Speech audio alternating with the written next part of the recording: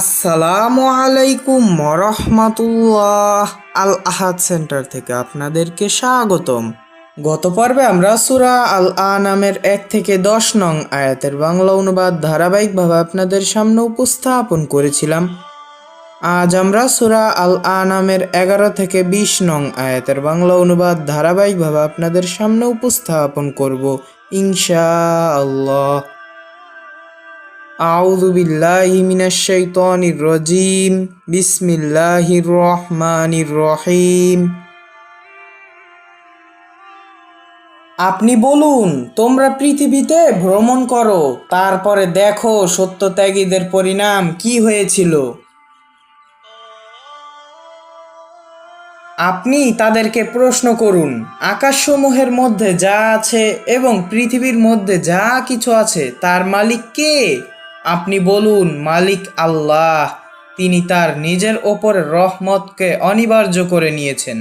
নিশ্চয়ই তিনি কিয়ামতের দিন তোমাদের সবাইকে একত্রিত করবেন, তাতে কোনো সন্দেহ নেই। যারা নিজেদের ক্ষতি করেছে তারাই ঈমান গ্রহণ করবে না। এবং তিনি মালিক, যা কিছু অবস্থান করে রাতের মধ্যে এবং দিনের মধ্যে, এবং তিনি সব কিছু শোনেন এবং জানেন। আপনি বলুন, আমি কি আল্লাহ ছাড়া অন্য কাউকে অভিভাবক হিসেবে গ্রহণ করব, যিনি আকাশসমূহ এবং পৃথিবীর আদিস্রষ্টা? তিনি খাদ্য দান করেন, খাদ্য গ্রহণ করেন না। আপনি বলুন, আমি আদিষ্ট যে আমি আত্মসমর্পণকারীদের মধ্যে প্রথম হব, এবং আপনি হবেন না কখনো মুশরিকদের অন্তর্ভুক্ত।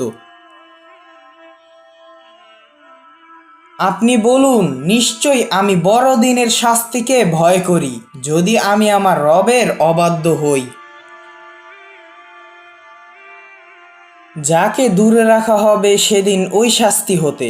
হে আল্লাহ, অবশ্যই আপনি তার প্রতি দয়া করলেন, এবং এটি স্পষ্ট জয়যুক্ততা। যদি স্পর্শ করেন আল্লাহ তাআলা আপনাকে কোনো ক্ষতি নিয়ে, অতঃপর তিনি ছাড়া কেউ উহার অপসারণকারী নেই।